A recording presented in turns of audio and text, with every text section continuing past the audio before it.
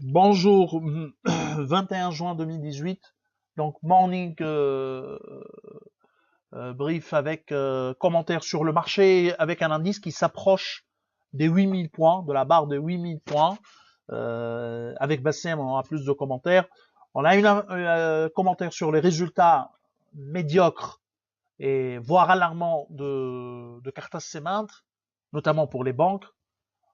Et en dernier lieu, on a une information qui concerne les problèmes d'abrage.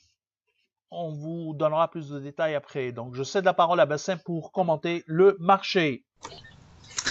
Merci Qays, bonjour tout le monde. En fait, il ne reste que moins de 19 points pour que le tune index atteigne le seuil des 8000 points.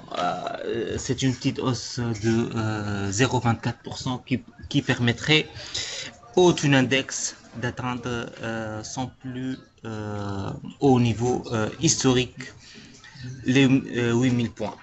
Depuis le début du mois de juin, nous sommes à 4,8%, nous sommes à 27,05% depuis le début de l'année. Le volume hier, 11 millions 8 avec 1,6 million pour la BAT, 1,6 million également pour la BNA, 1,5 million pour la SFBT et 1,2 million pour Artes. Donc,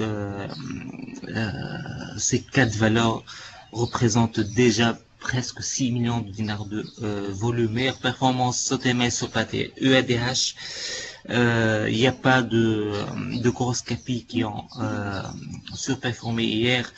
Côté baisse, on note surtout la SOTT, le moins de 89% à 4 dinars 0,3. Il y a également Celcom, moins 2,8%, 1 dinar 730. Nous n'avons pas les mouvements des investisseurs étrangers puisque cette information n'a pas été publiée hier.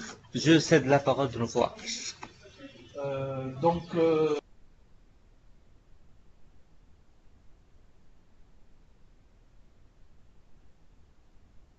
commenter le résultat de 31-12-2017 de Carthage.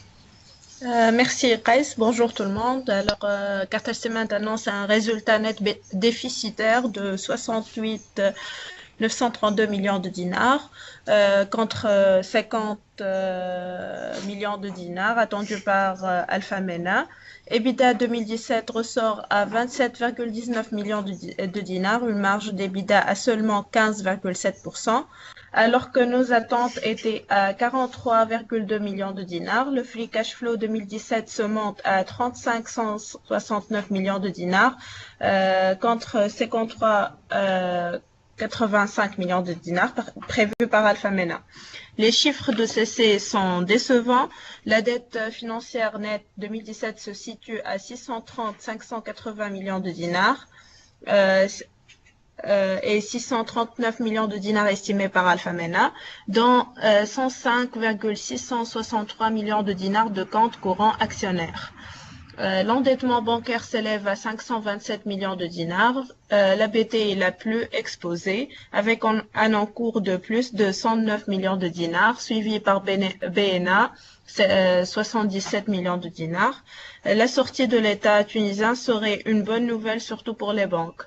Alpha Mena est à vente avec un target price à 1 dinar 740 millions. Voilà. Bon, merci Fatma. Donc, à signaler surtout pour Cartas Cement le fait que l'endettement reste élevé. C'est un facteur de risque très important.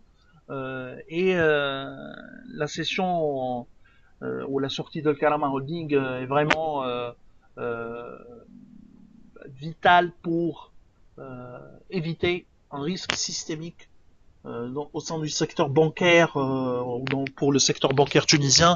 D'ailleurs, les banques tunisiennes, à notre sens, ont atteint, d'un point de vue valorisation, des niveaux très très élevés. Il suffit de regarder par exemple Tijari Bank en est à 3,4 fois les fonds propres 2018. C'est une des banques les plus chères du monde, hein.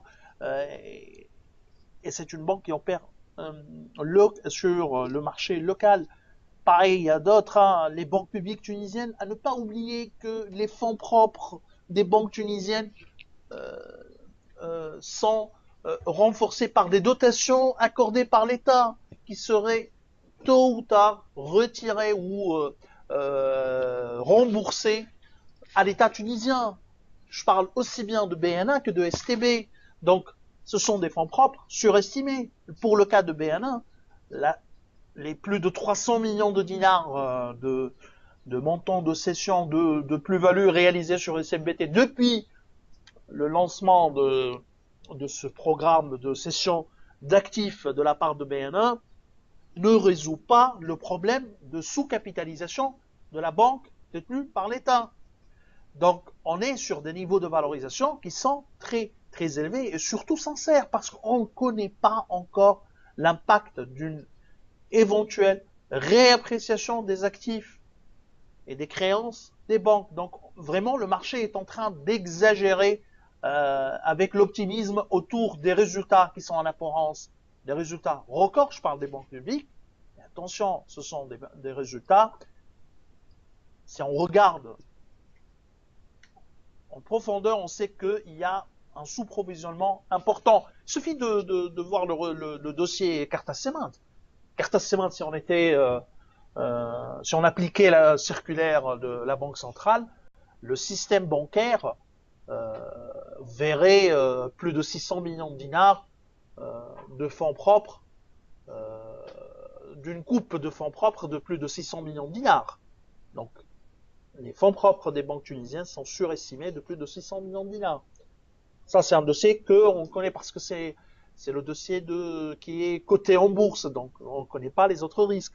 Donc, il faut faire très attention au niveau du secteur bancaire tunisien. Je pense que ces niveaux de valorisation, là, il y a des banques qui sont très performantes en termes de return on equity, mais l'histoire a montré que ces return on equity plus de 15% sont insoutenables sur le moyen terme. Donc, il y aura vraisemblablement une coupe des bénéfices, un facteur risque important sur les résultats des banques. Donc, nous, on est très, très méfiants. C'est vrai, pour le moment, le marché ne nous donne pas raison, mais on reste sur notre avis que les banques vont corriger. Les banques tunisiennes vont corriger. Alors, je parle,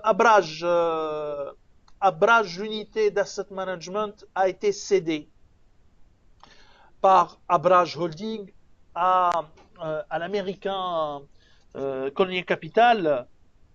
Alors, les fonds qui ont été cédés, ce sont des fonds subsahariens, nord-africains, l'Afrique subsaharienne bien sûr, Nord-Afrique et la Turquie. On parle d'un encours sous gestion de 13 milliards de dollars. Donc, SAH et Assad, en obligation convertible pour Assad, sont concernés par cette acquisition, ou par cette cession de la part d'Abraj. Et il y a le fonds Healthcare qui n'est pas, par contre, le fonds Healthcare qui concerne les cliniques, les établissements de santé tunisiens, ne sont pas pour le moment concernés par cette cession. Mais il y a des acquéreurs potentiels pour ce fonds, un encours de 1 milliard de dollars selon les chiffres avancés par Reuters pour ce qui est de la cession des fonds de la part d'Abraj. On parle d'un encours sous gestion de plus de 13 milliards de dollars.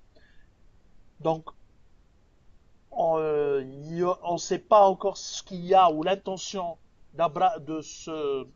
du nouvel acquéreur américain qui est coté en bourse. Hein. Le gestionnaire est coté en bourse. Quelles seraient ses intentions par rapport à la Tunisie? On ne sait pas encore. On aura plus de détails même sur cette opération, sur cette acquisition.